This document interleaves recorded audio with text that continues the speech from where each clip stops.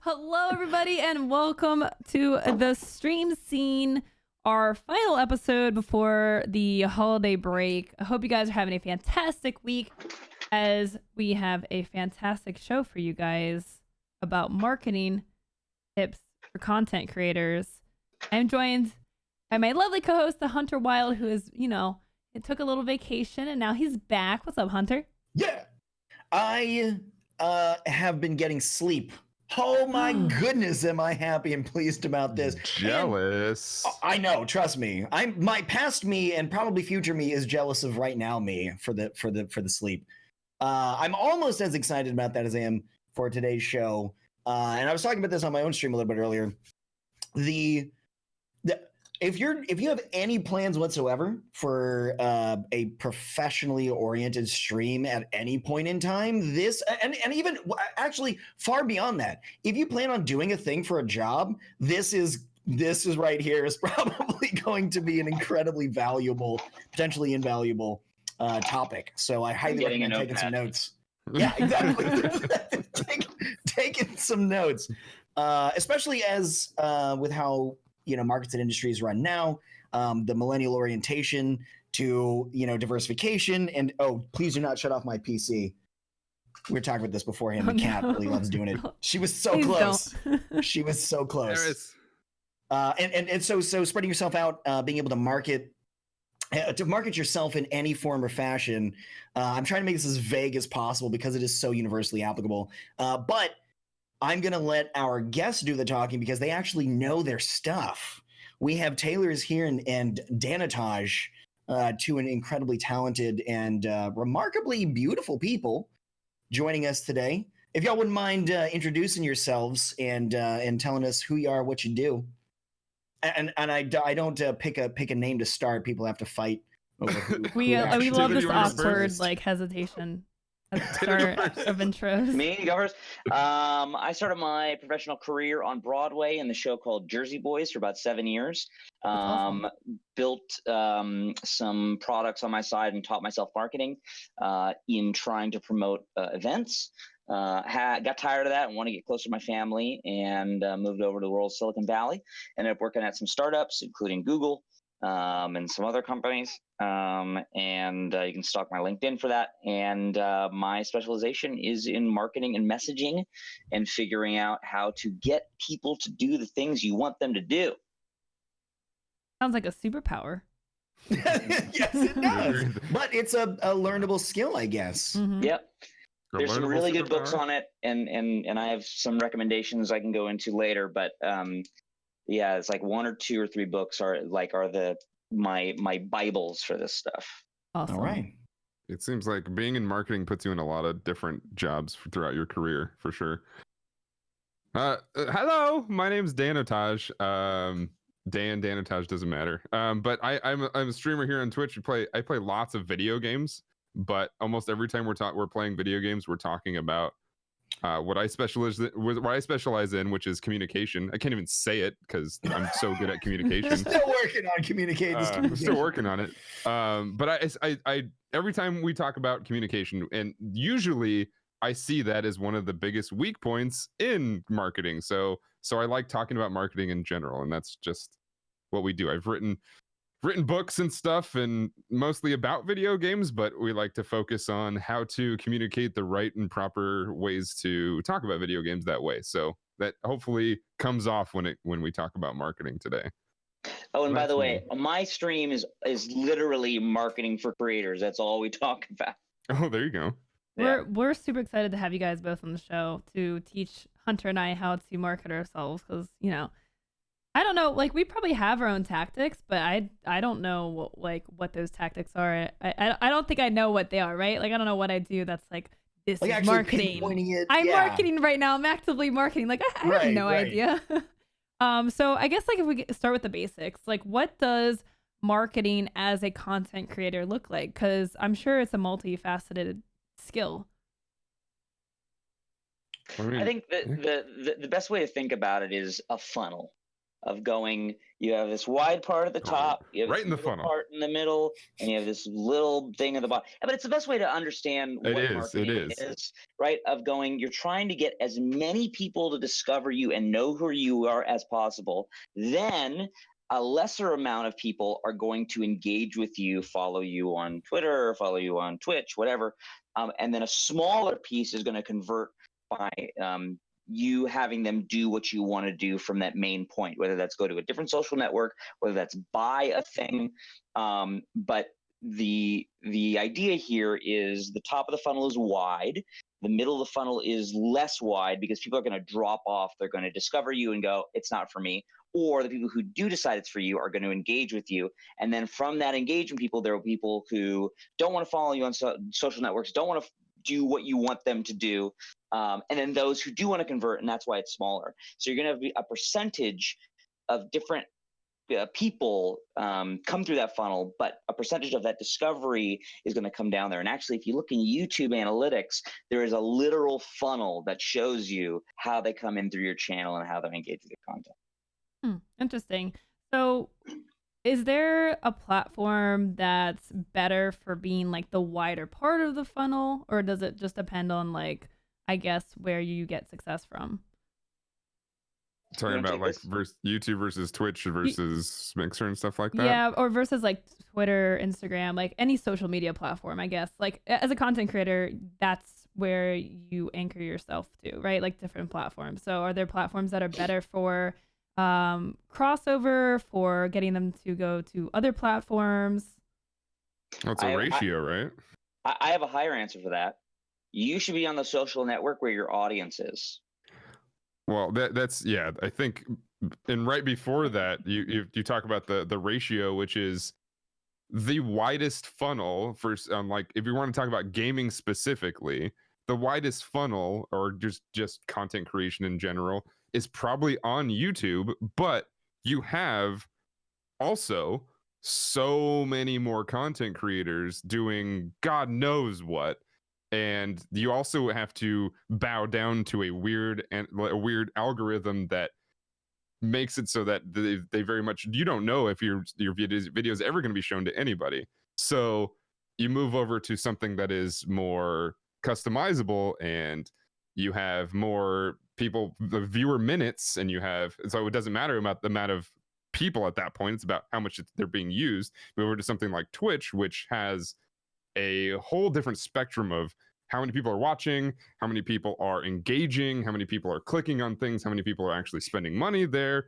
And even if you're not in it to spend money, you can at least see if people are spending money there, they might at least be more dedicated and more willing to check out new things, or at least check out what you're doing if you produce good content. Whereas basically everything for a long time on YouTube was free. So who knows what the heck they're doing? Who knows what the heck any of those analytics even mean? Because you can see viewer minutes and viewer shows and viewer hours and see hashtags and see where all that leads. But who knows if that's just somebody clicking on things? Who knows if that's just somebody like a 12-year-old kid who doesn't know that there's even a subscribe button? Well, you must know because they say it every 10 seconds. But, it's there. So that ratio, I think, matters more than like where's the widest part of that funnel. Okay, interesting. So what would be like, I guess what would be like, I don't know what the right term is, but like, what would you consider successful marketing? Like what do you look at with your analytics to determine like, okay, this is what's working? I think what Taylor said is perfect. So basically what I said leads right into what Taylor just said, which is where your audience is. And I think those analytics, I think Taylor can probably go into this deeper, but those analytics show you who's engaging with what and who it is you want to engage with, right? Because you may have something that does really well, but it may not be like the perfect content you want to create, or it could be something that just it hit the right trend at the right time, and who knows if that's something sustainable, but you see that. So the analytics, based, in my opinion, based on what you think you're going to do the most often, what you want to do more, those are the analytics you should be looking at and following. And here's something to think about is like work backwards from what your goal is, right? So let's say my goal is to get a sandwich, right? Let me work back from that. Or sorry, my goal is to chomp on a sandwich. So working I'm a big backwards. fan of your goals. Thank you. I'm not sponsored by these people, but I love an Ike's Matt Cain sandwich. If you know Ike's sandwiches, it's salami, turkey, roast beef with a garlic aioli, onions, lettuce. Very good on a Dutch crunch. Amazing. This is too hot for Yeah, I know. Which sandwich is this? It's called the Matt Cain. That's a baller name, dude. Yeah. This is going to be in So- Hunter's notes now. The marketing That's right. tips, best sandwich It's my recommendation. favorite sandwich. So let's say I want to chomp on that sandwich, right? I want to work backwards from there. So I have to get in my car to go and get the sandwich. In order to get gas in my car, I have to, make money at work to get gas in my car in order for me to get it. So it's working back from whatever the goal is. So let's say the goal is getting followers on Twitch, right? Let's work backwards. I have to get people into my stream to choose to follow. And in order to get them into my stream, I have to do X, Y, and Z, right? So I know that the performance of this is going to be based on the follows that I get. So I'm going to have discovery out there and say, my audience is X, Y, and Z, whatever niche you're serving. They come in, they engage, and that's when you can say, all right, now's the time to hit follow and get into that stream, right? And so now I can know if the work that I'm doing is getting me those follow metrics. And if it's not, then I can look at each step of the process and go, where are people dropping off, right? So if I get, 100 people into a stream and all 100 follow, that's 100% success. But if I get, 100 people on the stream and 20 follows, I get an 80% drop off. So what can I do to raise that number, right? Or if I have 1,000 people coming in through discovery, and then 100 people choosing to watch, and then 10, that 1,000 to 100, that's a big gap. So now I got to work on that part. So if you start with the end in mind and look at every single step you have to do to get to that end, you can see where in that journey or funnel the process is falling off, and then you can kind of manipulate and play to figure out how that works. And if all you're working on is getting people to watch you, then that's a short funnel, and you can totally make. And likewise, if I feel like we've seen this, and we talk about this particular quality quite often, is people often working pretty much all of us at some point or another too in the opposite direction, and getting so caught up and stuck in the first couple of steps. And for instance, I think an easy sort of sophomore work example is looking at just focusing on trying to get follows. But if, for instance, you get, if you have 100% of the people who come in follow your stream, but never return, then the follows become irrelevant. That's something that is not performing in any way, shape, or form. It's not giving you what you need. What do you need? Got to start there and then work backward. Well, Right. there's also a piece of, so the talking about the top of the funnel is actually making it known that there's at least an engagement piece there, because like you can engage with these people and they can have a good time watching your stream, but if they're not reminded that, hey, if you don't follow the channel, you may forget who we are, you may forget that this channel even exists. That reminder of hey, make sure you are following the channel and make sure that's happening, is that communication that one-on-one you have to have with even though you're talking to many people, make it feel like a one-on-one, that you're talking with these people and saying, hey, make sure you are following the channel, because those metrics could be swayed off. You can do experiments if you want and see how many people do it without you reminding them, but I think that's a bad idea. Right. But reminding these people that hey, you can follow the channel, because I've been to many channels and totally forgot to follow them and forgot who those people were. Not that I remember the exact situations we had. I remember all the experiences I had, but I'm terrible with names, so I forgot the name and probably never saw them again. But that reminder of saying, hey, make sure you can follow the channel so that we're back here and stuff like that. And then that goes deeper into other pieces of the funnel, which we'll get to later, but reminding people to just take the action to make sure that they come back at that point is you looking at your viewers and followers, because you also have to kind of think about which one is more important to you. If it is followers, because I think that's the most stable statistic, is how many followers a day or how many followers a week or month or whatever you have. That's the most stable statistic, because viewership, that like so is dependent on the day. Every day is so different. Every game is so different. Every your attitude is different. All these kinds of things, because viewership goes up and down. Whereas something on YouTube, viewership always goes up, right? Or at least videos, recorded videos, a view will always go up. So you can look at views in a certain amount of time if you want to look at that statistic and see that. Then you have to, I mean, you have to bow down to, again, their analytics, and if the first 24 hours, whatever. But you looking at viewership and then looking at followers, I would look at more of like a 6 to 8 hour span. How many followers did you get in that time period, and then work from there. But why do they follow? Yeah, well, yeah, that's a big reason you want to ask yourself. Now you can talk about the value proposition. Yeah, let's talk about it. Give these? Yeah.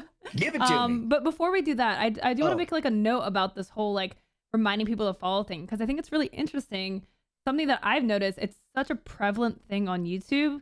I've been getting into more YouTube stuff lately and learning how that works, and it's literally at the end of every video, you tell them to like the video, you tell them to subscribe. And while I just don't see that as often on Twitch, I do see it sometimes, but I never tell people to follow. I just assume people know what following is. If they like the content, they'll follow. I just assume that people know. Part of the problem in the difference between those two is, right, you could have an entirely different audience 2 hours later. Yeah. Everybody who was watching at one point at 2 p.m. could be completely gone and traded out for an entirely new audience at 4 p.m. Whereas at 1 p.m. Well, it's sure.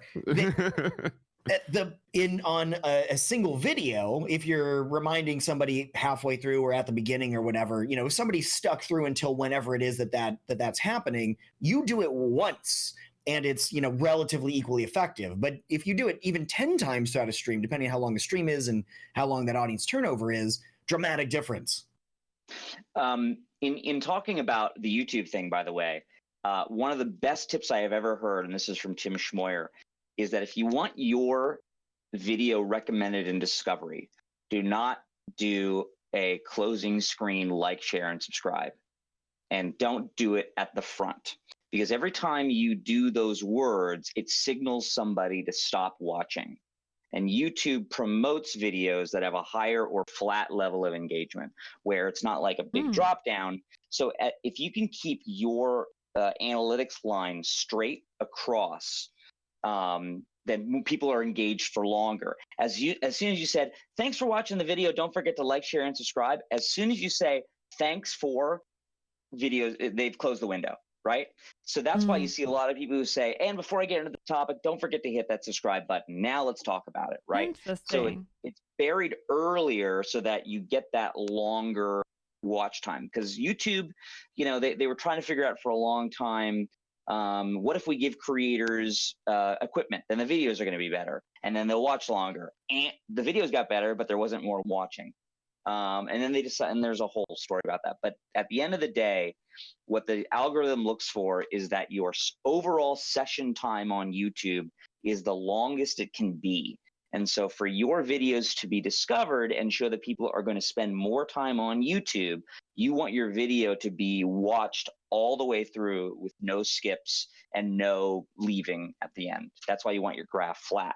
Here's another little stupid thing about graphs on YouTube, is if you see a spike in your graph, those are people rewinding and rewatching the video. So if you go to that time thing and it's a big moment, you can go, oh, people really like this. Maybe I should expand this into a bigger video. Anyway, that's my YouTube dump. Interesting. Well, but don't you have to say thank you and bye at the end anyways? Like, well, how do you close out a video? You just are like, hey, don't forget, you know what? I need more session time on my, hey, you know, if you like this topic, you're really going to love this. Right? Click on this video and watch more. The session time extends, right? You lead them into the next thing. That's exactly right. Or, you know, hey, I did a video about now, this is in-person networking. If you're ready to take it up to the next level and do online networking, this video is going to help you out. So I'm kind of understanding what the mindset of the viewer is and how to get them to return. It's the same thing, and I'm going to stop talking soon, but it's the same thing about on Twitch of going, why should I hit follow? What is the value proposition of me to come back? And there's a great book that talks about all of this. It's called Primal Branding. I highly recommend it.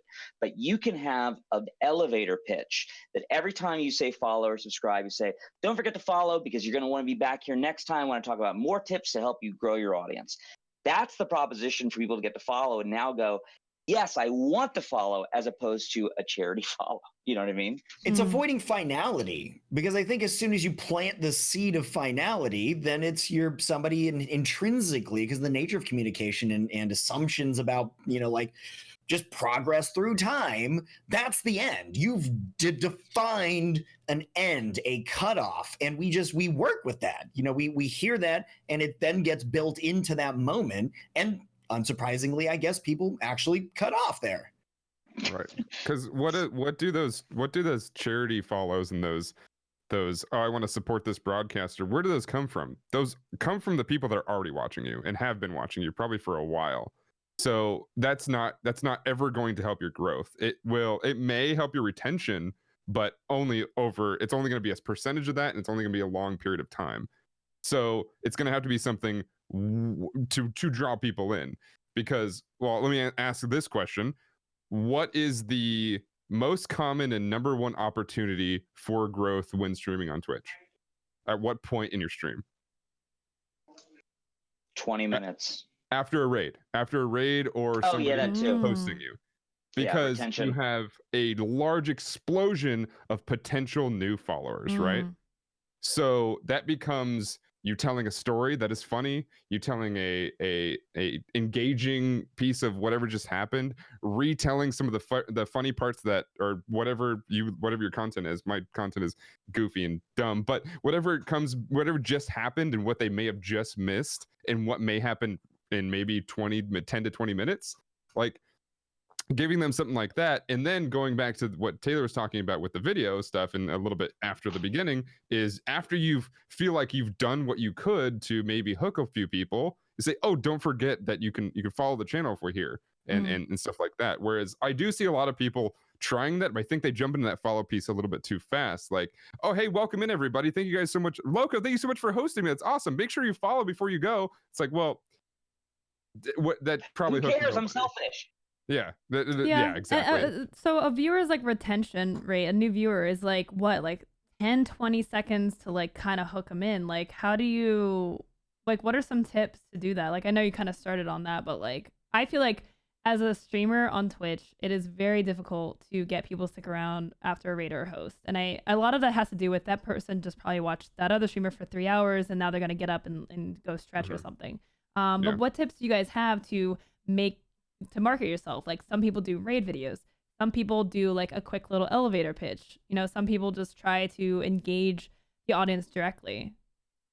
I think a raid video gets, I think it looks, I know there's some raid videos that are really funny and I do love them, but it looks to an average viewer lazy.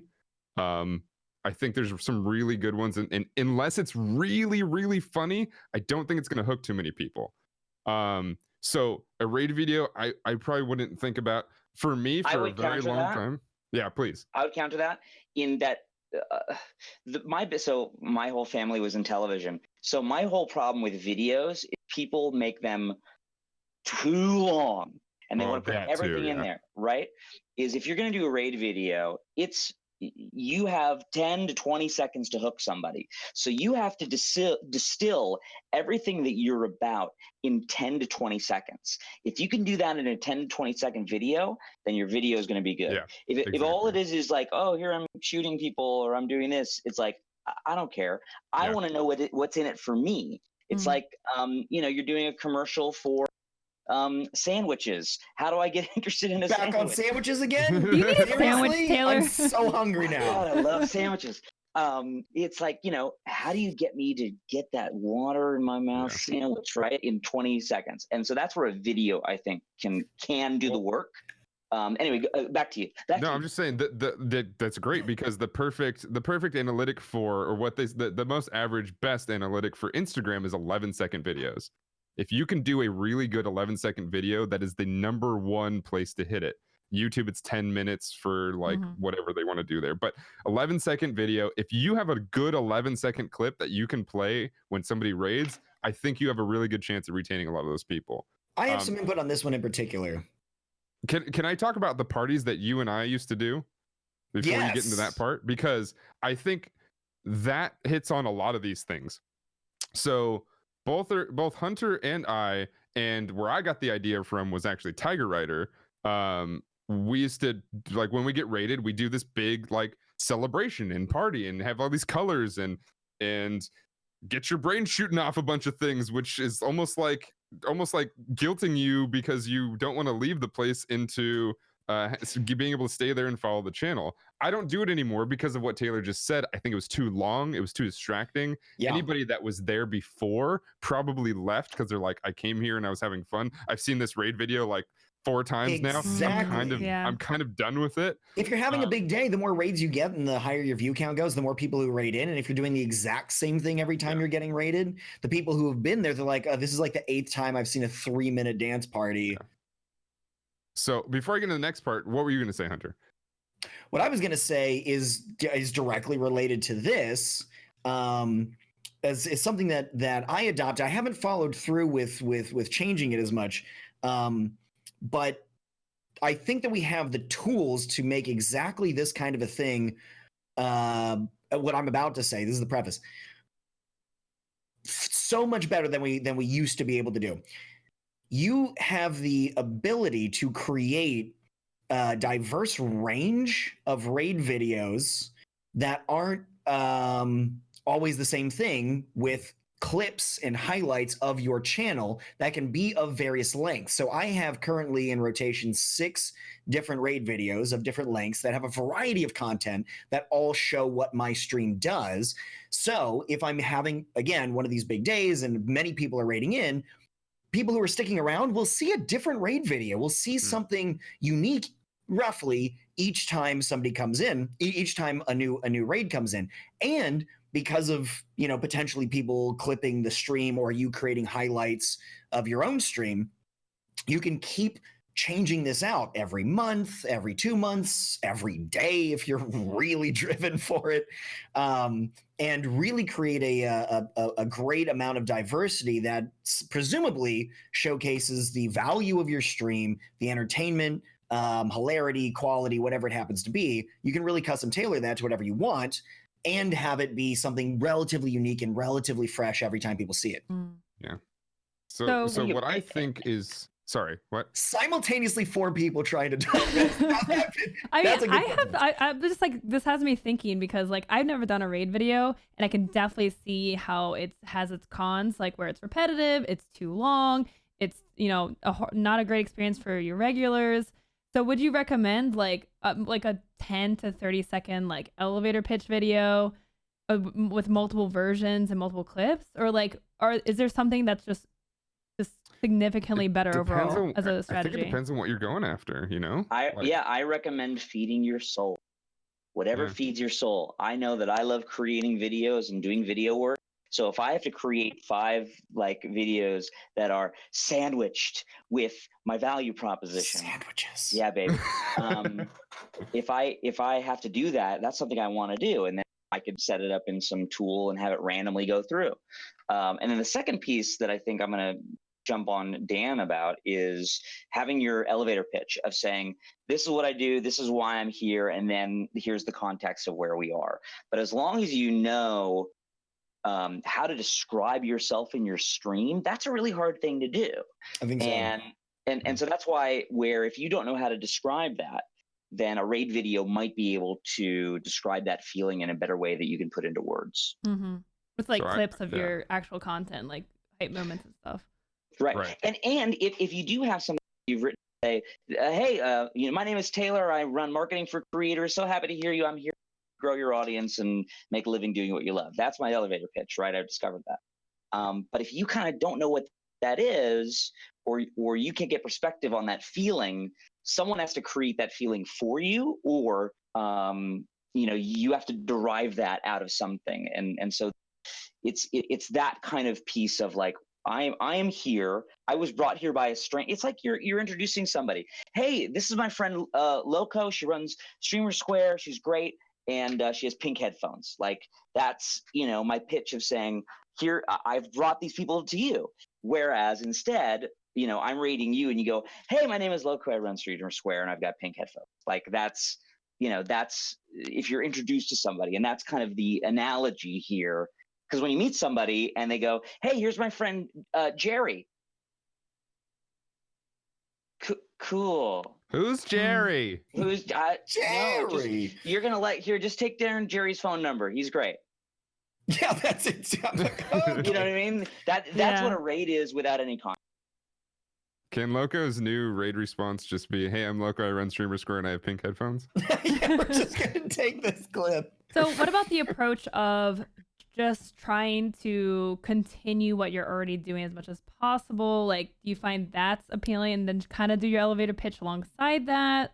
So get them engaged into like, oh, this is what we're actively doing here. Watch what we're doing over here. So I think the number one most effective but hardest way to respond to a raid is to continue what you're doing while also telling a story or saying something that describes you in a brand, but not directly, right?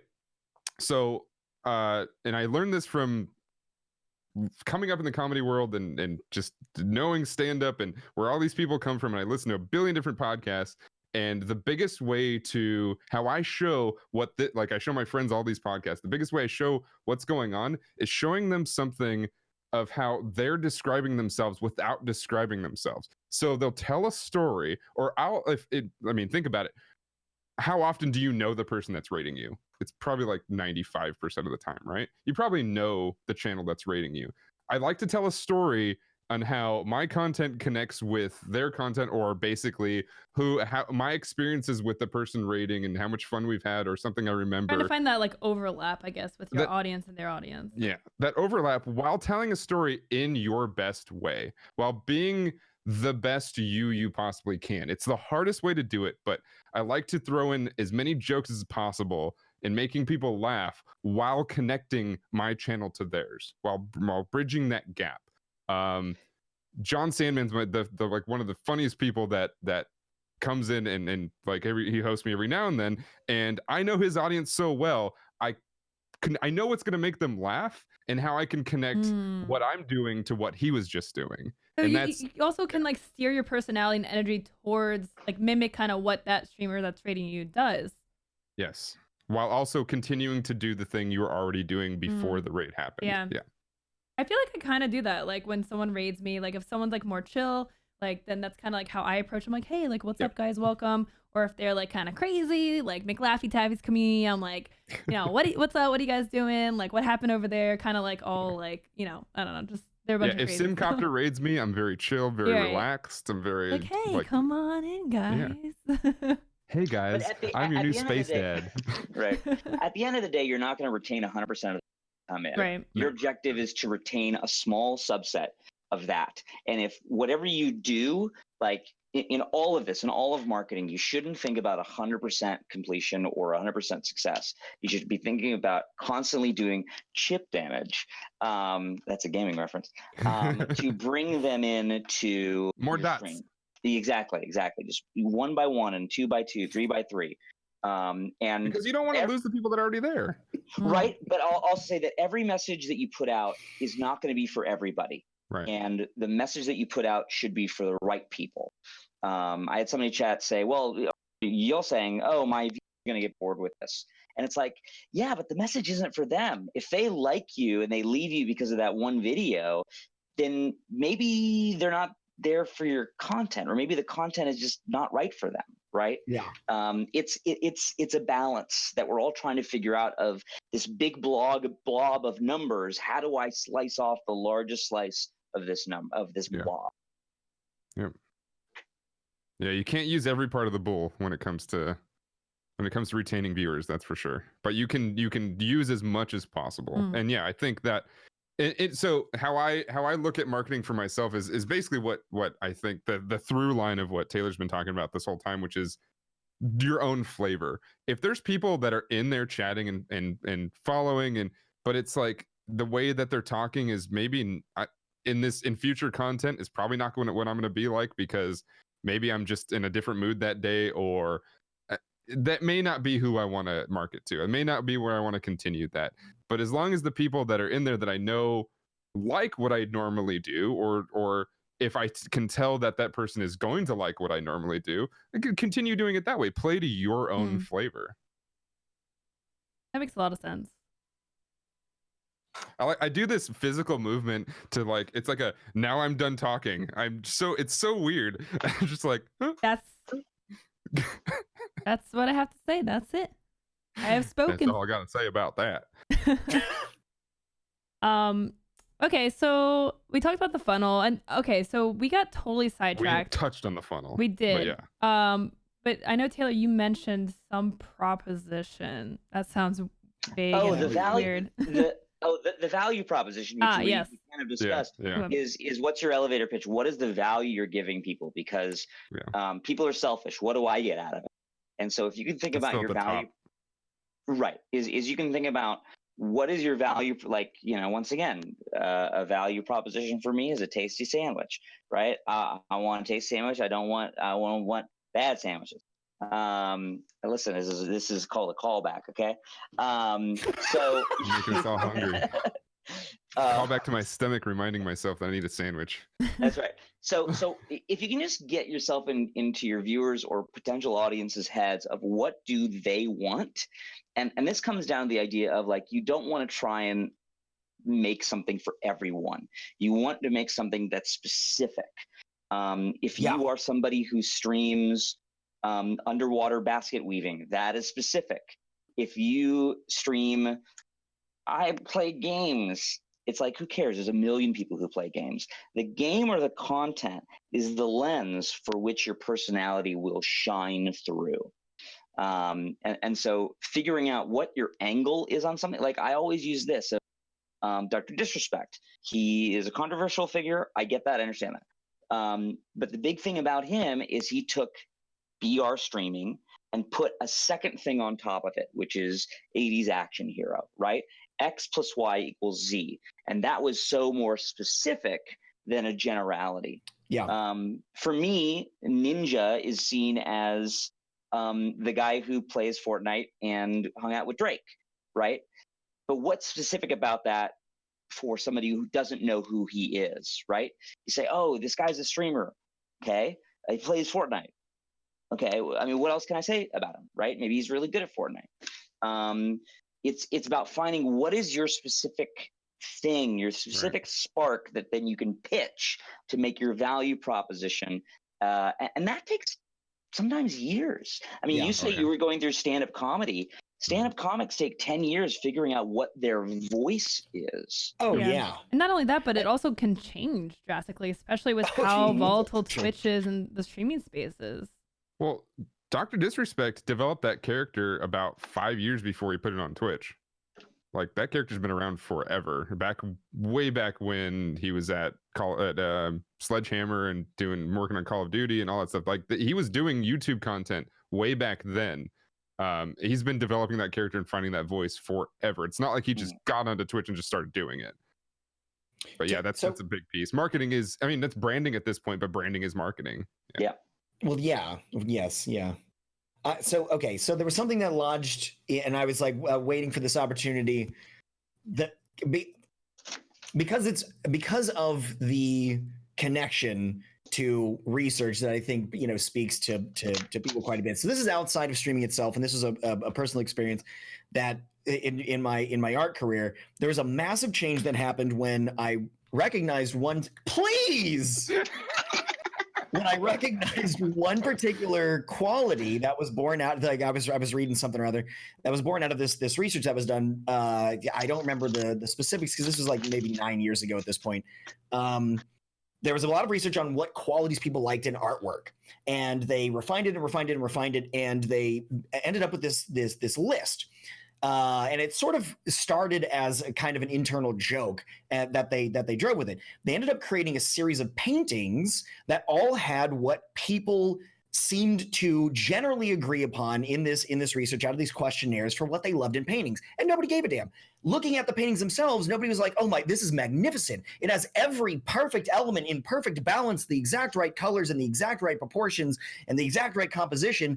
It had all of those things, but nobody felt drawn to it. No, there was zero specificity.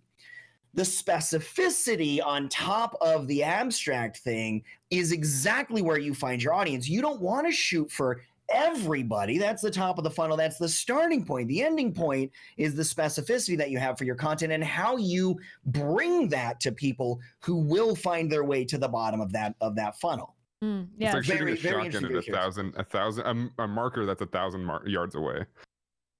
What? It's like shooting a shotgun at a marker that's 1,000 yards away. Like, maybe shotgun's really effective. Kind of gets near the right. It's a shotgun's effective up close, but not at that range. It's just you're looking at something way in the distance.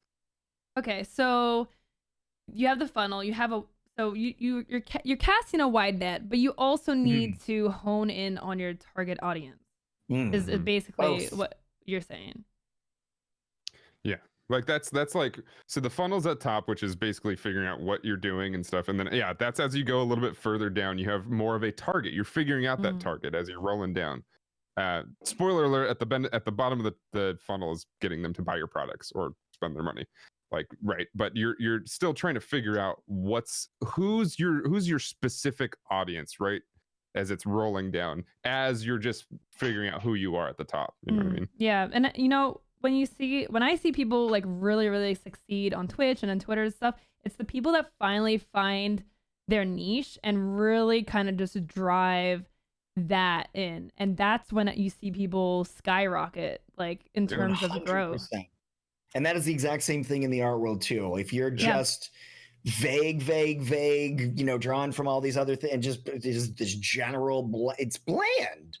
It's because every it's just bland. When you get that specific thing, that great nugget, you don't let go. I mean, everybody knows what Picasso looks like. What like a Picasso, it's a Picasso because it looks like a Picasso. It's never different. It's like there's no other way to describe that. Like know it's a Picasso. I don't know. I'm bad at art. I mean, but it's sort of like in that relationship, like looking at Picasso versus looking at a child's drawing. You can't figure out which child drew which picture because they all look the exact same. But you can see the talent behind it, right? You can see the at least thought behind it, right? Like what? Picasso? Behind like somebody who has thought about their art, even if it like yeah, sure. Like, well, I mean, because sorry, I think I got this wrong. I thought you were comparing Picasso to a child's art because I think that makes sense. Because it kind of looks like somebody trying to draw a person and doesn't really know how to do people. Oh no, what I was saying is that every child draws the same has the same style. I got that afterwards. Yeah. Okay. Yeah, so I mean, I feel like that's like what a lot of us do when we're starting streaming too, is we have a complete lack of specificity. It's this vague kind of a thing. And to Loco's point, the people who really skyrocket, well, I think a lot of us are making the same point. The people who really skyrocket are the ones who eventually navigate their way to having something specific and pinpointed that fits on top of everything else. It could be for the smallest audience, but you find that small audience, that's your core audience, and then you're nailing it. I think I mean, I'll bring Simcopter up again. He does this content that is highly educational, highly communication, highly focused on individuals in the audience, but being nice about everything he does and calm mannered, and every now and then he'll throw a meme in. I love when he memes. But he'll throw things in that are talking about, he'll do an entire Wikipedia stream. We'll just read Wikipedias, but they'll get into it. And he knows that audience will take it because that is the niche of intellectuals that want to know information, and it's why he does really well in GeoGuessr. He's so knowledgeable when it comes to geography that he can talk about these things at great lengths, and people just want to hear that, and they want to hear this information being put out, and that's his niche. Like, he can play any game, but if he talks about it in that same voice, people know what they're going to get.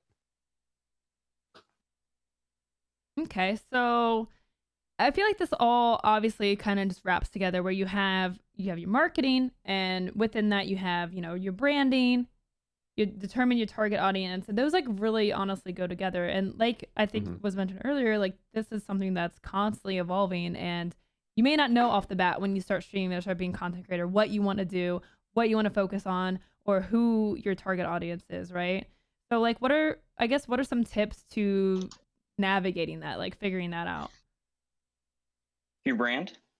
Your brand and your target audience. I can't put in links anymore. I'm putting the link to Primal Branding in chat if somebody will permit me. There we go. Don't do what I do and change things up every freaking stream, because you'll never figure it out that way. So there's a few things. Is actually I did a YouTube video about this, of going, is there a character that you can create? Is there a topic you can be an expert on?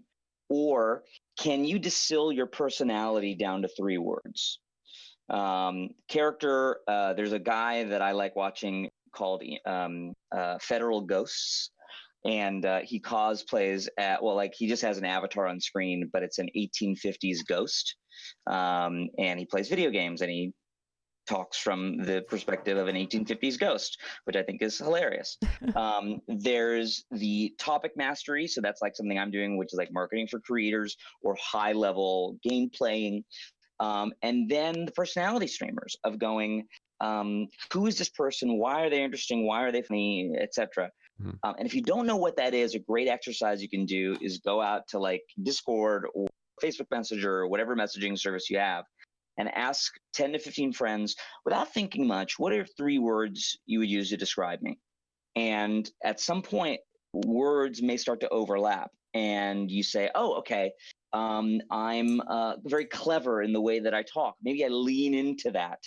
And then your on-screen personality becomes a better distillation. It's, as pro wrestlers say, it's yourself turned up to 11. Yeah. I love this advice so much, and I'm buying the book right now. Oh, good. Yeah, I got nothing to add to that. That's pretty much it. I haven't even done that myself, because like I said, I change things. I'm all over the place. I'm scatterbrained with a lot of my marketing, and that's the biggest problem. And I noticed that about myself, and I know intellectually I have to focus this, and I just stubbornly don't. I've been noticing that so much more about myself lately. It's like, I know this, I get this intellectually, but actual application, like the wisdom, which is incorporating the thing that's known into the thing that's I'm pretty wise, but I'm not very smart. But if you've discovered that already about yourself, you don't have to do that exercise. Some people are just like, who am I? What am I? Who do I be? And it's like, nihilism. That's a simple, easier way to get there. Yeah. Yeah. That's great. Self-nihilism, yeah. Yeah, I mean, and sometimes maybe you don't have to do that exercise right when you start, but maybe a year after you've been practicing for a while, and then take that exercise and sit there and go, hey, okay, I've been doing this for a while. Let me think about all the content I've created over this year. What are some things that describe it? Right? Do you think it may be valuable to like to go through it again? Like I find that with like, vision stuff to be important, where it's like you do it once, and then 2 years down the road, and you can literally set a reminder in your Google Calendar or whatever for 2 years from now to pop something up that's like, hey, do a vision exercise. Hey, do this practice again. Try and for the future, because you're going to forget, right? You'd set the reminder for yourself now for future you to go back and revisit that and see what's changed.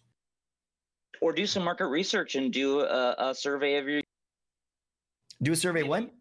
Give them an NPS survey. What's an NPS? Talk to me.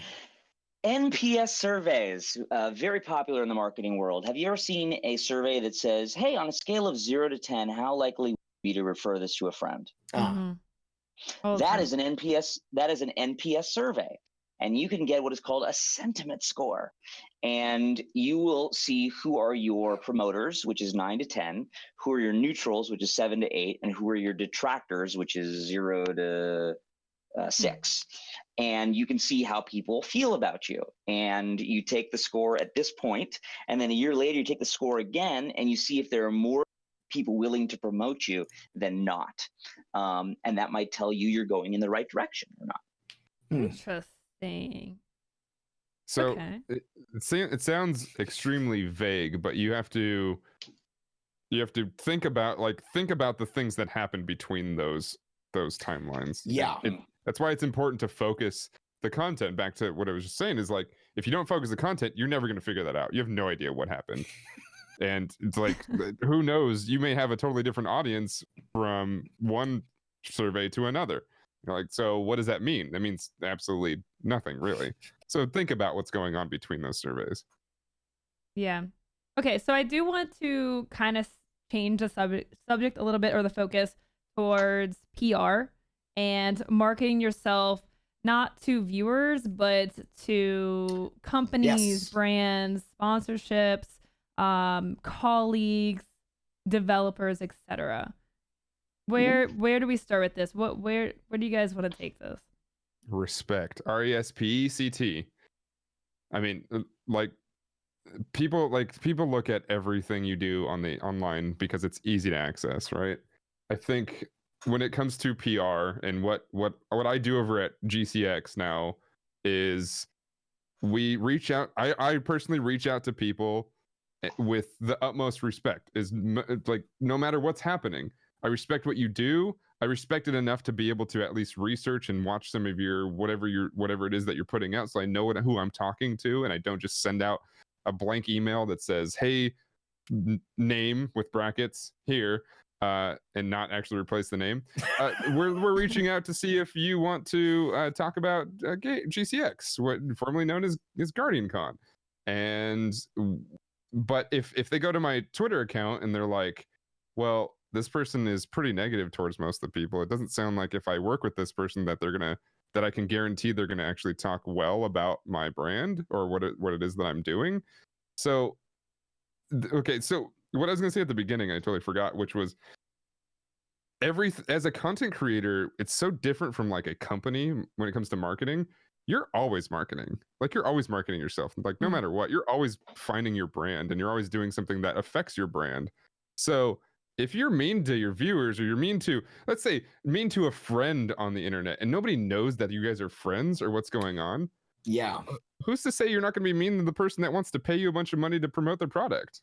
Like, it's why, like, if I'm gonna joke around and tease my friends a little bit, it's gonna be very clear, at least, that we are friends, or we do it in private or whatever it's going on. You have to be very careful with a lot of things.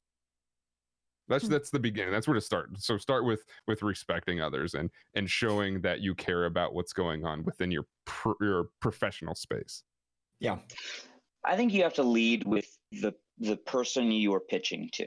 What do they want? What do they need? How do you help them achieve their goals? You want to give before you can receive. It's the holiday season. Give before you receive. Yeah. So that's the first thing that I usually say is going, okay, so let's say I'm doing, I don't know. Okay, I'm not going to do sandwiches. Let's say I'm subs. I want more stickers for this. It's a panini. I want more stickers. That's a Monster for this. Rancher sticker. I want. That's right. Right there. Yeah. So I go, all right, I want more stickers for this, and I go out and I say, hey, I've got a stream and I have this sticker bottle. If you put a sticker on this bottle, it'll promote them to my stream, and I know you're looking to tap into this type of market of the audience that I have. That's one way to think about it. The other thing is, how do you get them to notice your message? If you lead in and go, hi, my name is Jerry and I run a stream, and it's like, no one cares about that. I don't care Where's about Jerry, you. man? Jerry's getting beat up on today. Jerry's really taking it. Jerry's hard having a rough today. time. It's a rough one. But also, they probably already know that information, right? Right. Or you want to lead with them. So if I go to Loco and I go, Loco, I love your show. It is one of the best shows on Twitch to talk about what's going on in streaming, and I always recommend people to it. And here's a great idea. I have some information about marketing. I would love to be on your show and share that with your audience. Would you be interested in that? Right? I'm pretty sure that's what you did. Welcome to the show. Right, exactly. But that's how you pitch people out is you recognize what's great about them, see how you can add to their greatness, not how they can add to your greatness, and then say, hey, are you into it? And it doesn't hurt to ask. And to throw respect back in there, if you think about respect and you actually do respect the person, you won't have to worry about coming off as ingenuine. But if you really don't know the person, you don't care about it, you just maybe want something from them and that's it, it's going to be very clear that that's what's going on. And people worry about that all the time. How do I sound ingenuine? Well, or how do I sound genuine? How do I stop sounding ingenuine? Well, be genuine. It's really like that simple. Like, respect the person you're talking to. Yeah. Think about it for a second. Think about the question you're trying to ask. Not about how, and because there's a lot of, how do I say this with, like, how would I say this in person when I'm as a normal person and I'm trying to be nice, I'm trying to like tell them who I am and stuff like that. How would I say this in a real life situation where I respect the person instead of sounding, how do I say this in the best way for them to get to do something for me? Right, exactly. I have a deck I could share on stream, maybe. Oh no, I can't share that. It's there's some personal stuff on there.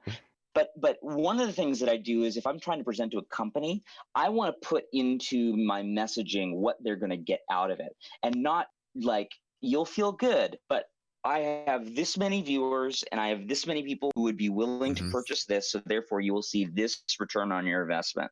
So if I say, I present this video and I get 1,000 views on it and 10 people click through the link and one person purchases, then you'll see a return on your investment. Something I like to do is there's a lot of market research out there that you can research. One thing is like e-commerce conversion is like 1%. So work backwards. If you get 1 out of 100 and you know that 100 people are going to click on a link and then clicks are 2 to 3% on, like, let's say email. So off the top of my head, email comms do a 20% open rate and 2 to 3 click-through rate. Oh my God, I can't do math.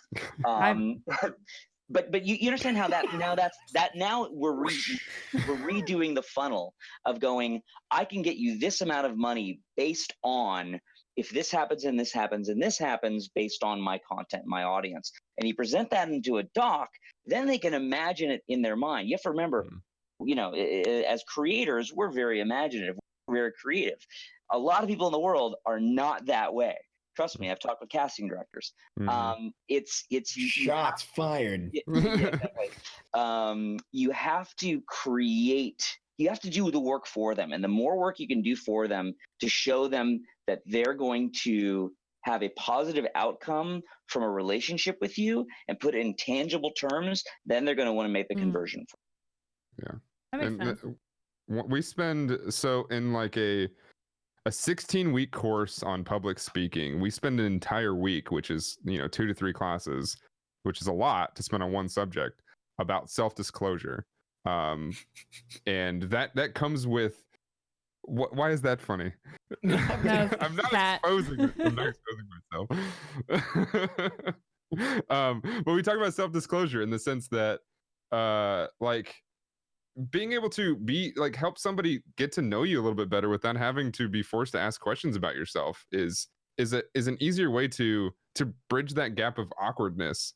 And if you're giving a speech, nobody's going to ask you questions until maybe the end of your speech. So a little bit of self-disclosure and say, hey, like if I'm pitching this to you because I'm going to be honest with you, it gives me a return, right? And we do this in streaming all the time. Obviously, between the FTC and the FCC, we have a lot of requirements, but we disclose, hey, if you use my link, it's something that they're paying me to do, but also it gives me money. It allows me to do what I'm doing. It literally pays me a certain percentage and it does really well. Thank you guys so much for being a part of that. And as long as you don't have to say a lot of that and still stay within the FTC guidelines, but that little bit of self-disclosure helps people trust you a little bit more, because especially if you're being honest, obviously, it's like, hey, this is helping me out a little bit and I appreciate it. I mean, obviously you don't spend any extra money. You can do this anywhere. You can do this anywhere you want, but if you use this link, it really helps and it gives me a little bit of cash in the back end. So I appreciate it. Thank you. And that's a little bit of, if I'm giving a pitch to somebody, you're gonna make this much money if you sign up with us. We're gonna make a percentage of that too, which is why it benefits both of us. So, and then because a lot of people come off as like, they'll say you're gonna make this much money, and then in the back of people's head they're like, okay, but what are they getting out of this? Yeah. Well, why not answer that question at least. Exactly. What are they getting out of this? Yeah, and why totally. aren't they telling me? Yeah, Like that's what the are- thing that then follows that up is like this does not feel get rid of right. that question as much as possible by telling them Yeah. some things that Right. you may be getting out of it. Your what's the objection handle? Yeah. You want to take out as much objection as possible, and Yeah. that big thing of what are they getting out of it is a huge deterrent for people, especially if you don't answer it, and especially if they have the guts to ask it and you give them a shady answer. Yeah. That's true too. I mean, you have to. Like, the problem is like when you are forced to answer a question that you are. It's sort of like being a like a litigator or a lawyer, and you're asking somebody a question you don't have the answer to, and they're on the stand. If you don't already know what they're gonna say, that can pose some serious problems. Right. If you aren't prepared to answer the question, in this kind of a scenario, you may end up seeming like you're hiding the answer. Right? Like you're Right. avoiding transparency, which Right. could not necessarily be true. But if you go ahead and front load all that stuff and you get it out of the way in advance, you're just being transparent immediately. The question doesn't arise. You've already put the answer there. Nobody has to ask the question. You don't have to be put on the spot and maybe get nervous and have a little bit of anxiety and be like, oh, are they suspicious now? Do I have to defend myself? You might be doing nothing wrong. It doesn't really matter. You could still give that appearance incidentally. Well, and to kind of fix that a little bit is to go to like a script writing or character writing exercise, which is if you're going to develop a character, you should know everything about that character. It's so much to the point of which you can answer a question you've never thought of before, and that comes to like marketing a piece or an idea. Right? Maybe you don't have all the questions that people are going to ask, so you can't just get all that all out there and keep them from asking questions. But you know your product so well. Yeah, exactly. But you know your product so well that if somebody asks a question, you'd be able to reference all the things you know about it to be able to answer the question without seeming like you're like, you're gonna get. Well, if I do my count, $15. No, that doesn't sound right. Hold on. So at least you know these things while you're going in there, and not only does that help with being able to answer questions, but if you have a nervousness in speaking in front of people, the more knowledge you have about what you're doing, the more comfortable you will be when getting bombarded with questions or giving your speech. Because the more comfortable you are with that information, the more time you have to worry about, well, are my pants on? Yep, pants are on. Okay. All those. And you should be an expert in your own brand. Right? You should, which in turn means thinking about all of these things in advance when you can. Like this is one of the weird points of doing work that's unexpected, I think, for this industry, is sitting down and answering these questions for yourself. Absolutely. Yeah.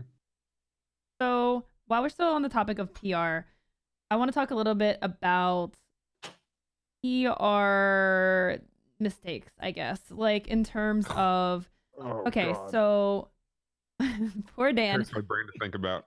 So as content creators, as we've mentioned, we are our own brand, and most of us are not marketing experts or business experts, or a lot of streamers are young, a little bit naive about some things and the repercussions when you say something that doesn't really float well with other people. How do you handle a situation like this when you've made a big mistake? Oh, sure. God, Taylor, I love you so much. Ooh, let's kiss on the mouth. Empathy. Empathy.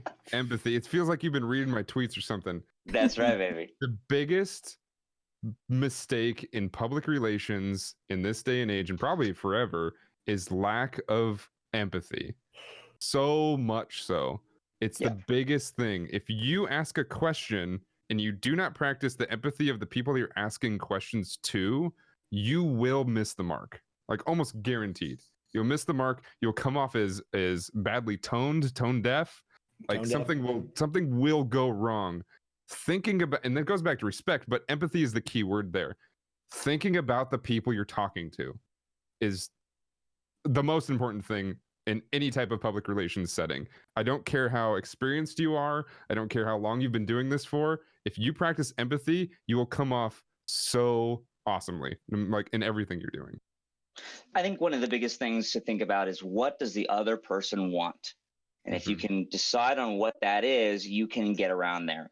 And that takes emotional maturity, right? So if somebody's mad at you about something with PR, you go, hey, listen, maybe they want an apology. Maybe they want to know that you have messed up, right? And then you do the right thing. Or they want X, Y, and Z. But if you can say, this is how I can get them from A to B, from not having what they want to what they want, then you can solve the problem. Yeah.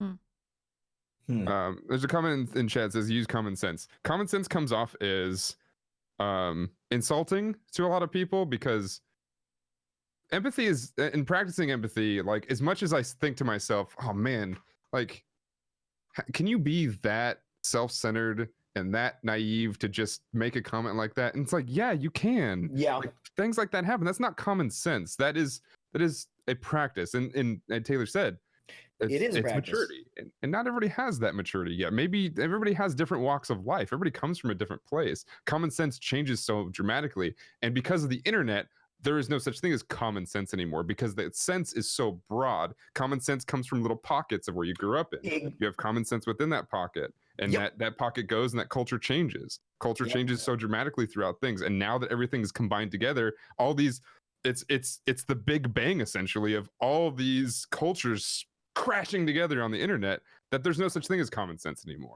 So it's a little bit, I'm trying to think of the word, but it feels like you're shrugging it off and kind of giving advice out the window by just saying use common sense, because to you it feels like that, but somebody else's common sense is different than yours. Well, and there's a situational difference too, right? Like context. One of the weird things that happens is, when stuff is happening in movies, everybody's privately and secretly, hopefully in their own heads and not actually like when they're in the theater going like, why didn't you just do the other? But it's like, if you're actually in some like life or death survival situation, you don't think within your normal, like totally calm framework. And likewise, when you're put in a defensive position, if you feel like you're being attacked because you made a mistake, everybody's calling you on it, you're not in your common place, in your own mentality. Your emotional state is different, and people tend to act very differently and very much outside of what is common sense. And this is where, like with many things, practice does go a long way. The more you've done this kind of a thing, the more you can recognize in the moment, go, yep, now I'm seeing it. Instead of being reactive, you get to be proactive and take that higher ground for yourself, and be able to then recognize, and exactly what you were saying, Taylor, is like what the other people are looking for here. Why are they reacting the way that they are? What do you need to do in response to that kind of a thing? That's actually an appropriate and measured and reasonable reaction, not necessarily common sense in that colloquial kind of way. Yeah, it's interesting. Go ahead. So I think what makes this even more interesting is the fact that being a content creator, we have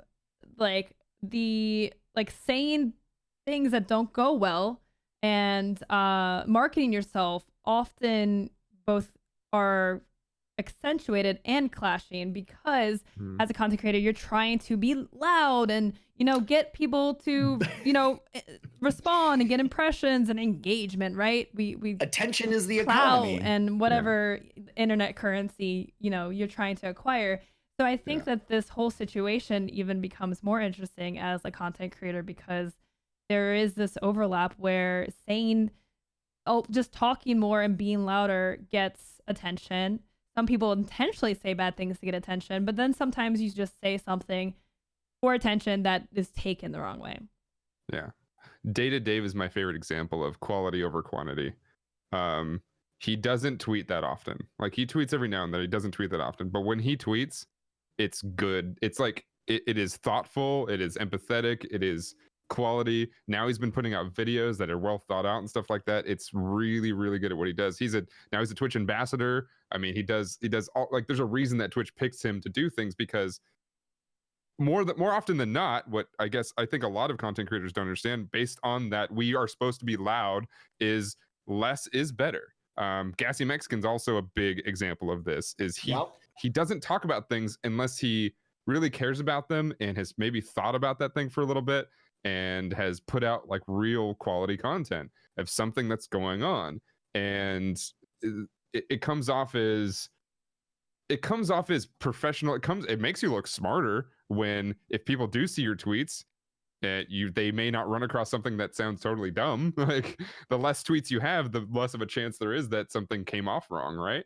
But when you think about things and you tweet less often, you might, or talk about things less often, you might actually come off really loud, but with quality.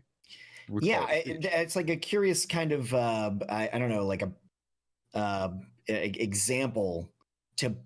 It's not an example. I don't know what I'm looking for here. If you're like if you have two options for who you are in a crowd of people, if you like a lot of people in this industry take the general idea that, and myself included, in terms of like my automatic response, which is unfortunate. The louder that you are, if you're the one who's always talking, the idea is you're the one who's always being paid attention to. Yeah. But if you're the person who, when you speak, everybody actually listens. Right. It can be incredibly uncommon that you speak, but when you speak, if everybody else shuts up and is like really paying attention to what you're saying, that the amount of respect and the sense of quality for what it is that you're contributing to that conversation is far and above what everybody else thinks about the person who is constantly talking, constantly shooting for, I need everybody to hear every thought that's in my head. There's a vice versa effect, I think, that happens there too.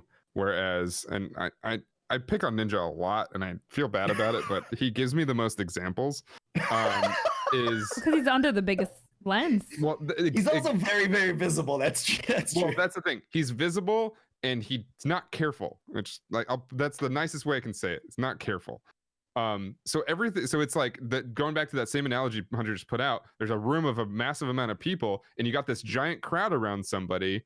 You're going to be more interested in what they're about to say, but then because of once you realize the context of why everybody's there, it's like, oh, we're just there to see what he messes up next, or just there to see what goes wrong next. And then you'll remember what that person said. You remember that that's going on, but you probably don't have that respect, and you're not going, if he's going to talk, you're not necessarily going to shut up and listen. You're probably just, you're listening for key words that, okay. I don't like football players. Okay, I'm listening now, because there's probably something weird that's going to come out of your mouth. It's just like, it's a little bit of a different attention. And he's very well mannered. He knows he's very good at what he does. He's a very nice dude. I've met him twice. He's a good dude. But when he tweets stuff, he does lack that empathy. And you hear that with a lot of the things that come out, unfortunately. Okay, so unfortunately, we are out of time for the day. We're gonna have to do another one of these shows, because I know there's still things I want to talk about. I know, but we didn't even get to the bottom of the funnel. I know. We need to talk about the things you can reward your users with for the higher level of living. We are gonna have to do another marketing show in the next decade, which is only a few weeks away. But before we go, I do want to ask you guys: do you guys have any reading materials? I know you mentioned primal branding. Anything else that viewers should write down to check out?